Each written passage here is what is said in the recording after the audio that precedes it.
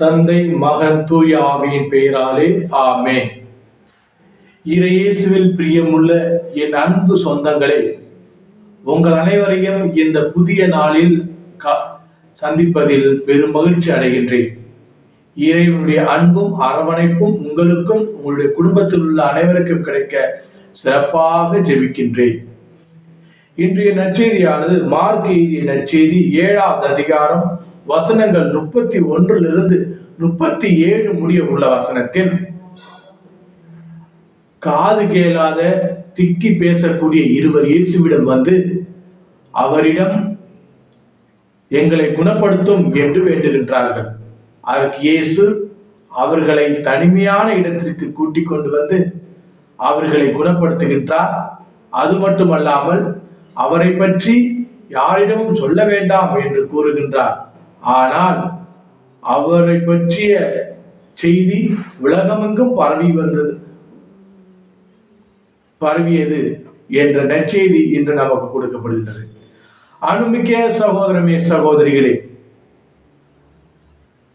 விசுவாசம் எங்குள்ளதோ அங்கே இறைவனின் அன்பும் அரவணைப்பும் பெருகிக் கொண்டே இருக்கும், புதுமைகளும் நடந்து கொண்டே இருக்கும்.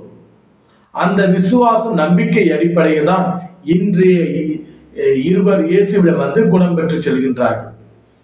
இயேசு அவரிடம் சொல்ல வேண்டாம் என்று அன்புடன் கட்டளையிடுகின்றார். ஆனால் அவரை பற்றிய நிகழ்வு பல இடங்களில் பரவிக்கொண்டே இருந்தது. அவரை பற்றிய செய்தி பரவிக்கொண்டே இருந்தது.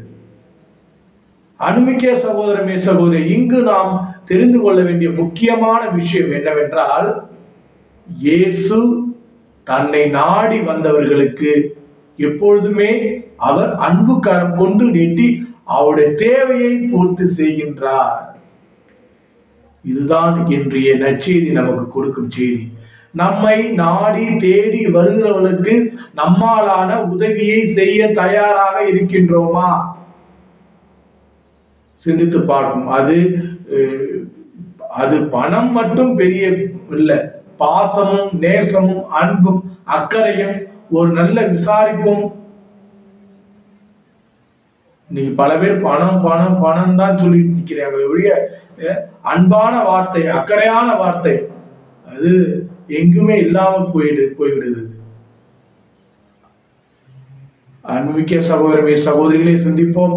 நம்மை நாடி தேடி வருகிறவர்கள், தேவையில் இருப்பவர்கள் நம்மாலான உதவியை செய்து அவருடைய வாழ்வாதாரம் உயர்வதற்கு நாம் முயற்சி செய்வோம். அப்பொழுதுதான் அது ஒரு சிறந்த கிறிஸ்துவ வாழ்வாக இருக்கும். சிந்திப்போம், இயேசுவோடு சேர்ந்து பயணிப்போம். நம்மையும் இறைவன் குணப்படுத்துவார், திறந்து விடுவார். நம்முடைய உள்ள தீய எண்ணங்கள், சிந்தனைகள், சொல், செயல் அனைத்தையும் அவர் திறந்து விட்டு நம்மை ஒரு முழு மனிதனாக மாற்றுவார் என்ற நம்பிக்கையோடு இந்த புதிய நாளை தொடங்குவோம். இறைவனுடைய ஆசீர்வாதம் அன்பும் உங்களுக்கும் உங்கள் குடும்பத்தில் உள்ள அனைவருக்கும் கிடைக்க சிறப்பாக ஜெபிப்போம். எல்லாம் வல்ல இறைவன் தந்தை, மகன், தூய திரு ஆவி உங்கள் அனைவரையும் நிறைவாக ஆசீர்வதித்து காத்து வழிநடத்துவாராக. ஆமென்.